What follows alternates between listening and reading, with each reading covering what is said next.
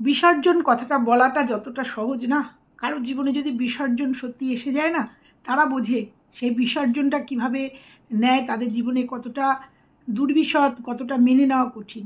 কারণ বিসর্জন তো অনেকেই দিতে পারে, অনেকেই বলতে পারে, বলা তো কোনো ব্যাপার না, কিন্তু এরকমই একটা দিন মোয়ের জীবনে চলে এসছে। হ্যাঁ বন্ধুরা, আজকে সকালবেলা উঠেই কমিউনিটি পোস্ট দেখেছি, দেখার পরে দেখেছি যে মোয়ের বাবা আর নেই, চলে গেছে না ফেরার দেশে। খুব খারাপ লেগেছে ওর কমিউনিটি পোস্টটা দেখে, বিশ্বাস করতে পারবে না যে ভীষণ খারাপ লেগেছে। যেখানে নাকি কালকে রাত্রিবেলা মোয়ের লাইভে ছিলাম, লাইভে অর্থাৎ প্রত্যেক দিনই থাকি ওর চুড়িদার ম্যাক্সির যে লাইভটা, সেখান থেকে কিছু কিনি। কালকেও একটা সাদা ম্যাক্সির অর্ডার করেছিলাম। তো তারপরেও কালকে রাত্রিরেও নিশ্চয়ই মৌরা খবর পায়নি। তারপরেও আমি রাত্রিবেলায় হোয়াটসঅ্যাপে কনফার্ম করছিলাম কল্লোলের সাথে, হোয়াটসঅ্যাপ মেসেজের মাধ্যমে কোন কোন ম্যাক্সিগুলো আমি অর্ডার করেছি, তখনও কোনো খবর নেই। তারপরে আজকে সকালবেলায় এই খবরটা পেয়ে সত্যিই খুব খারাপ লাগছে। জানি না মৌ এখন কিভাবে কি পরিস্থিতিতে রয়েছে, কারণ দেখেছি যে প্রত্যেকটা বাবা মাই তার সন্তানদের ভালোবাসে, বা সন্তানরাও বাবা মাকে ভালোবাসে, কিন্তু কদিন ধরে মোয়ের পেছনে যেভাবে লাগা হয়েছিল, মোয়ের যেভাবে ক্ষতি করার চেষ্টা করছে, ইভেন লাইভেও বিভিন্ন আইডি দিয়ে বাজে বাজে কমেন্ট করা হচ্ছিল যে মোয়ের কীভাবে ক্ষতি করা যায়। তোমরা দেখতে পাচ্ছ শাশুড়িকে নিয়ে, শাশুড়ির টাকা নিয়ে, যে মানে যৎপর নাস্তি মোয়ের পেছনে কিভাবে লাগা হয়েছিল, কিভাবে মৌকে ডিস্টার্ব করা হচ্ছিল। আজকে সেসব কথা বলবো না। আজকে ভগবানের কাছে শুধু একটাই কামনা করব, মোয়ের বাবার আত্মার যেন শান্তি পায়, শান্তি কামনা করি, আর ওনার যেন আবার পুনর্জন্ম হয়। এটা কেন বলবো, অবশ্যই তোমরা বুঝতে পেরেছো। অবশ্যই উনি যেন আবার আমাদের এই ধরাধামে ফিরে আসেন। হ্যাঁ, ফিরে আসেন, আমাদের মোয়ের কাছে যেন ফিরে আসেন। কারণ আমরা জানি মৌ যে জার্নিটায় যাচ্ছে আগামী দিনে, সেই জার্নিটায় আমরা জানি বাবা চলে গিয়েও যেন আবার মোয়ের কাছে ফিরে আসে, এই কামনা শুধু করবো, আর ওনার আত্মার যেন শান্তি পায়। তো বন্ধুরা, কয়েক মাস আগে ওনাকে দেখতে গেছিলাম, যখন মোয়ের কাছে, যখন এর আগে ওর বাবা ভীষণভাবে অসুস্থ হয়েছিল, তখনই ওনার চলে যাওয়ার কথা। যেমন অসুস্থ হয়েছিলেন, তো কলকাতায় নিয়ে এসেছিল, স্পন্দনে ট্রিটমেন্ট হয়েছে সম্ভবত। আমি আর গীতাদি দৌড়ে চলে গেছিলাম, কারণ মৌকে ভীষণ ভালোবাসি আমরা ভীষণ ভালোবাসি। তো মোয়ের মিটআপেও যেমন গেছিলাম, মোয়ের বাবা যখন অসুস্থ, স্পন্দনে ভাড়া ছিল, তখন গাড়ি ভাড়া করে আমি আর গীতাদি চলে গেছিলাম দুজন মিলে ওর বাবাকে দেখতে, এবং দেখেছি তখনও উনি উঠে দাঁড়িয়ে, মানে উঠে বসছেন, একজন করে ভেতরে গেছি, ওর মার সাথে দেখেছি, ওর মার সাথে দেখা করেছি। মৌ খুব অসুস্থ ছিল তখন। তো তখন উনি কথা বলছিলেন, উঠে বসে কথা বলেছেন, কিন্তু তখনও জড়িয়ে যাচ্ছিল কথাটা, কিন্তু একটু জড়ানো ভাব ছিল। পরবর্তীতেও শুনেছি উনি প্রথমত তো বয়সের ভার আছে, দ্বিতীয়ত অসুস্থ ছিলেন, তো কথা জড়িয়ে যাচ্ছিল, এবং পরে সেটাকে ওভারকাম করে ভালো হয়ে কিন্তু উনি বাংলাদেশ ফিরে গেছিল ওর বাবা মা। সেটা আমরা দেখেছি মোয়ের বিভিন্ন ভিডিওতে, বা আমরাও দেখে এসেছি। যখন এসে আমরা হোটেলে, যে হোটেলে ছিল সেই হোটেলে ঢুকেছি, কারণ ওর বাবা অনেকটা স্টেবল ছিল, দেখেছি। অসুস্থ ছিল কিন্তু স্টেবল ছিল, এবং মৌ যত যথাসাধ্য চেষ্টা করে মৌ আর কল্লোল বাবাকে সুস্থ করে বাড়িতে পাঠিয়েছিল। হঠাৎ করে এরকম বিপত্তি, তার মধ্যেও বাংলাদেশে একটা হইচই হয়ে গেছে। তোমরা জানো বাংলাদেশে বিরাট একটা ঝড় উঠেছে, আর উনি শিক্ষিত মানুষ, উনি প্রত্যেকটা খবর দেখতেন। শুধু তাই না, আমার মনে হয় মোয়ের চ্যানেল উনি একদম মানে সুস্থ স্বাভাবিক ছিলেন কিনা আপডেট এখনো পর্যন্ত পাইনি, যে কি হয়েছিল, কেন হট করে উনি হঠাৎ চলে গেলেন। কারণ সুস্থ হয়ে যে মানুষটা বাড়িতে গেলেন, তারপরে মোয়ের চ্যানেলে দেখছিলাম বাবার সাথে কথা বলছিল, মানে ওর ব্লগিংয়ে যখন বাংলাদেশ উত্তাল, তখন মৌ ফোনে কখনো কেটে কথা বলছিল, কখনো বাবার সাথে, কখনো মার সাথে দেখেছি। সেই মানুষটা হঠাৎ চলে গেল, এখনও পর্যন্ত মোয়ের কোনো আপডেট পাইনি। তো নিশ্চয়ই আপডেট পাবো। কল্লোল যখন আছে, এদেশ ওদেশ হট করে তো যাওয়া সম্ভব না, ভিসা পাসপোর্টের দরকার, এগুলো জানি। পাসপোর্ট ভিসার ব্যাপারটা আমি জানি না, তবে আমি জানি পাসপোর্ট ভিসা দুটোরই দরকার, এত তাড়াতাড়ি হয়তো সম্ভব না। শেষ সময় মৌ হয়তো পাশে ছিল না, জানতেও পারলো না, জানি না। মেসেজ করেছিলাম কল্লোল মৌ দুজনকেই, কিন্তু কোনো রিপ্লাই পাইনি। কল্লোলকেও মেসেজ করেছিলাম, কারণ তোমরা সবাই জানো ওদের ফোন নাম্বার আমাদের কাছে আছে, আর এখন ওরা অনলাইনে বিজনেস করছে। ও সবার যদি মনে করে মোয়ের সাথে সবাই যোগাযোগ করতেই পারে, কারণ অনলাইনে ফোন নাম্বার দেওয়া। তাছাড়াও মোয়ের ফোন নাম্বার ছিল, ফোন করেছি, ধরেনি, আর না ধরাটাই স্বাভাবিক। তো যাই হোক, কদিন ধরেই আমরা দেখছিলাম যে মোয়ের উপর দিয়ে কি ঝড় যাচ্ছে। প্রথমত বিজনেসের একটা বিশাল পরিমাণের চাপ, কারণ কল্লোলের দোকানে জিনিসপত্র বিক্রি করতে গিয়ে দেখেছে খুব ভালো একটা বিজনেস এবং সুন্দরভাবে তারা বিজনেসটা করছে এবং প্রচণ্ড খাটনি, ভীষণ একটা চাপ, তারপরে একটা মানসিক চাপ। তোমরা দেখতে পেয়েছো যে মোয়ের উন্নতিতে আর একটা দিক কীভাবে ওর পেছনে লেগেছে, কীভাবে বিসর্জনের ভিডিওই করে ফেললো, শ্বশুরবাড়িকে বিসর্জনই দিয়ে দিল।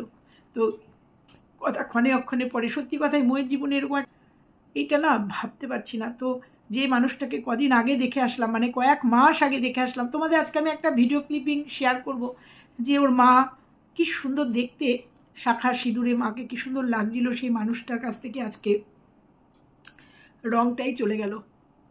তো যাই হোক, যেখানেই থাকুক ভালো থাকুন, এইটুকু শুধু কামনা করব। তো ওই যে হঠাৎ করে না ওর কমিউনিটি পোস্টটা দেখে, তো যাই হোক, মৌ চিন্তা করো না, বাবার আত্মার শান্তি কামনা করো। তুমি হয়তো 3 দিনের কাজ তোমাকে করতে হবে, জানি না আমরা আপডেট পাবো কি না, সোশ্যাল মিডিয়াতে আপডেট আসবে কি না, দেখতে পাবো। তাকিয়ে আছি মোয়ের চ্যানেলের দিকে বা কল্লোলের KM ব্লগের দিকে তাকিয়ে আছি, যদি কিছু অন্তত জানতে পারি কেমন আছে মৌ। ভালো থাকার কথা না, তবুও ওর উপর দিয়ে যে ট্রেস যাচ্ছে সামনে, একটা ওর বিরাট একটা জার্নি, সেই জার্নির আগেই এত বড় একটা বিপর্যয় ও হয়তো ভাবতেই পারে না। বাবা শুনেও যেতে পারলো না যে মেয়েটা সামনের দিনের একটা ভালো খবরও নিয়ে যেতে পারলো না। জানি না ভগবান কি চাইছেন, জানি না। তো যেটা হবে নিশ্চয়ই ভালোর জন্যই হবে। ভগবান তো আমরা জানি মঙ্গলময়, তিনি যেটা করেন মঙ্গলের জন্যই করেন। তো যেভাবে মোয়ের কটা দিন যাচ্ছিল না, খুব খারাপ যাচ্ছিল, আরও খারাপ। ওর সবে ও কলকাতায় ফ্ল্যাট বুক করেছে, খুব তাড়াতাড়ি দীক্ষা নেবে বলছিল, দীক্ষা নেওয়ার পরে ওর জার্নিটা শুরু করবে। তার মধ্যে শাশুড়িকে নিয়ে তোলপাড়, এই সবটা নিয়ে মৌ একদম বিধ্বস্ত ছিল। তারপরে ব্যবসা, তারপরে ওর গলার প্রবলেম, সবটা নিয়ে বিধ্বস্ত। তার মধ্যে এরকম একটা বিপর্যয়, জানি না মৌ কেমন আছে। যতই হোক তবুও বাঁচতে হবে, এগিয়ে যেতে হবে, উঠে দাঁড়াতে হবে, শক্ত হতে হবে। তো কল্লোল রয়েছে আমাদের সামনে, সঙ্গে মানে মোয়ের সঙ্গে কল্লোল রয়েছে। চিন্তা কিছুটা হলেও মুকুব, কারণ আমরা জানি কল্লোল আদর্শ স্বামী। কল্লোল রয়েছে, কল্লোলের মা রয়েছে, নিশ্চয়ই মৌকে এই জায়গার থেকে টেক আপ করে নেবে। কিন্তু সব থেকে খারাপ লাগছে মোয়ের সামনের একটা জার্নি, এত বড় একটা জার্নিতে যাচ্ছে, আর এরকম একটা আঘাত, জানি না কীভাবে নেবে। সামনে উঠতে হবে মৌ, তোমাকে আমি বলছি। জানি ভিডিও দেখার মতো মুড নেই তোমার, বা তুমি মানে অন করছো না, মোবাইলের ধারে পাশেই থাকছো না, জানি না কি পরিস্থিতিতে রয়েছো, তবুও তোমাকে উঠে দাঁড়াতে হবে, শক্ত হতে হবে। তোমার সামনে বিরাট একটা যুদ্ধ, ভগবান পরীক্ষা নিচ্ছে। একটা কথাই বলবো, ফিরে আসুক তোমার বাবা তোমার কাছে, এইটুকুই শুধু বলবো আজকে, যে ফিরে আসুক উনি। জানি না কি হয়েছিল, সবটা আপডেট নিশ্চয়ই পাবো। বার্ধক্য তো ছিলই, তার সাথে শরীর অসুস্থও ছিল, জানি না কারণ উনি মোয়ের সব ভিডিও দেখে, যেটুকু জানছিলাম, কারণ মোয়ের মা উপর দিয়ে এতটা ঝড় যাচ্ছে, উনি সবটা তো দেখছেন শুনছেন, কারণ ওনাদেরও তো ছাড়া হয়নি ভিডিওতে। যখন ভিডিও করা হয়েছে বাবা মা তুলে মাস্টার করে অনেক কথা বলা হয়েছে, উনি ভিডিওগুলো বোধহয় দেখেন। আমি বলবো না যে কিসের জন্য কি হয়েছে, তো বার্ধক্যজনিত কারণ আছে, অসুস্থতা আছে, তারপরেও কি হয়েছে বলতে পারবো না, স্ট্রোকও হতে পারে, কারণ খুবই অসুস্থ ছিলেন। দেখা যাক, আপডেট যখন পাবো তখন জানতে পারবো, না যোগাযোগ করতে পারিনি। তো চলো তোমাদের একটা ছোট্ট ভিডিও ক্লিপিং দেখাই, যে আমি গেছিলাম, সেই দিনগুলোর কথা মনে পড়ছে। মৌ তখন কতটা অসুস্থ ছিল, আর ওর মা কত সুন্দর একটা লক্ষ্মী প্রতিমার মতো মানুষ, সেই মানুষটার জীবন থেকে রং চলে গেল। যেতে তো হবেই সবাইকে, তবুও মন মানতে চায় না, কাছের মানুষকে বিদায় দিতে আমরা চাই না। কাছের মানুষের বিদায় জিনিসটা সত্যি ভীষণ কষ্টের। আমি হয়তো ভিডিওর প্রথমেই বিসর্জনের কথাটা বলেছি, যদি কারো খারাপ লাগে আমাকে ক্ষমা করো, তার মুখ দিয়ে বেরিয়ে গেছে, কারণ কদিন আগে বিসর্জনের একটা ভিডিও দেখেছি তো সেই জন্য। তো যাই হোক, প্রিয় মানুষ চলে গেলে, সে বয়স হোক বার্ধক্য হোক, কাছের মানুষ প্রিয় মানুষ চলে গেলে সবারই মন খারাপ হয়, আর যে মানুষটাকে কয়েক মাস আগে দেখে এসেছি। তো চলো একটা ভিডিও ক্লিপিং দিয়ে ভিডিওটা শেষ করব।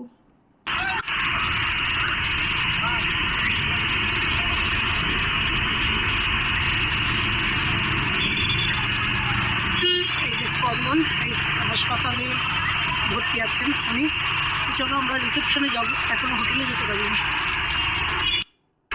তো দেখো কার সাথে দেখা করতে এসেছি, সেই মেয়েটা। বাবা খুব অসুস্থ, চোখ মুখের অবস্থা খুব খারাপ, ও নিজেও হাসপাতালে ভর্তি ছিল, খুব অসুস্থ হয়ে পড়েছে।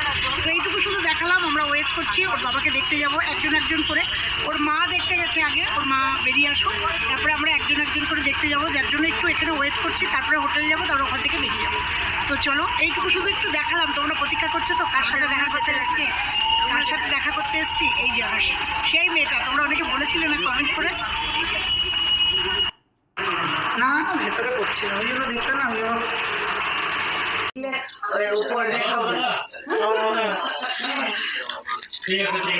কত বৌদির কাছে পানি চাইছি সবাই আছে, আর কোনোদিন আসলে মনের মধ্যে এটা নেই নাই যে দেখা তো ভগবান কোনোভাবে দিল।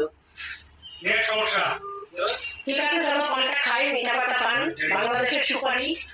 চলো দেখো এই মানুষটাকে আবার দেখা হয়, আবার দেখা হয় যেন। এবার হ্যাঁ কেন হবে না, আমরা প্রতিবেশী দেশে থাকি, আমরা দেখবো না, দেখা হবে না তো। বাংলাদেশ অবশ্যই, হ্যাঁ বাংলাদেশ গেলে তো ময়ের কাছেই যাবো। ও ময়ের বাপের বাড়ি, ময়ের বাপের বাড়ি, ওই যে মৌ ভিডিও এডিট করছে। তো চলো, আর আবার ওই আমার জামাই না, কল্লোল আমার ছেলে। কই গেল? আমাদের বাড়ি যেতে হবে কিন্তু কোচবিহার। যাবো যাবো না, কিন্তু কথা কি দেখতে না আসলেও যে ফোনে যে খবর নেয়নি সেটা কিন্তু না। আন্টি প্রথম দিনই কমেন্ট করেছে, ফোন করেছে, এই গীতা আন্টি ফোন প্রথম দিনই ভিডিও দেখেই ফোন করেছে। দেখো ব্যস্ত তো সবার জীবনে থাকে, সবসময় সবাই দৌড়ে আসতে, সবসময় সবাই আসতে পারে না এতটা। আর এটা একদম পুরো আলাদা একটা সাইড হয়ে গেছে আমরা যেখানে আছি। তাও যে দুজন বয়স্ক মানুষ আমাদের সাথে দেখা করতে এসছে, এটা আমাদের কাছে অনেক।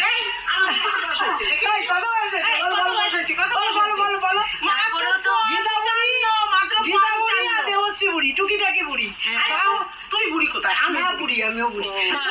আমাদের মতো তো রিয়াং না, আমি এটাই বলতে চাই। ভালোবাসার টানে আমার যা দম আছে না, তুই আমার কাছে পারবি না। তবে এখন এই যে এত হেসে গেলে কথা বলছি, তার একটাই কারণ, মোয়ের বাবা অনেকটা স্টেবল, অনেকটা ভালো আছে। মোয়ের বাবা আমাকে বলছে আমি তোমার বাড়ি যাবো না, আমার নিয়ে যাবো না, অনেকটা স্টেবল। আমি যে দেখলে না, আমি ওনার ভিডিও করিনি, কারণ হাসপাতালের ভেতরে ভিডিও করা অ্যালাউ ছিল না, কিন্তু দেখতে গেছিলাম, সেই ভিডিও ক্লিপিংটা দিলাম। সব থেকে বড়ো কথা, মায়ের সাথে যে দেখা করতে গেছিলাম, লক্ষ্মীমন্ত্র একজন মানুষের এত ভালো ব্যবহার, এত ভালো মানুষ ছিলেন ওরা না, মানে দুজনই এত ভালো মানুষ, এত সুন্দর ব্যবহার, মানে কি বলবো। বারবার বলেছে আমাদের ওখানে কিন্তু আসতে হবে, দাদাও বলেছিলেন বারবার।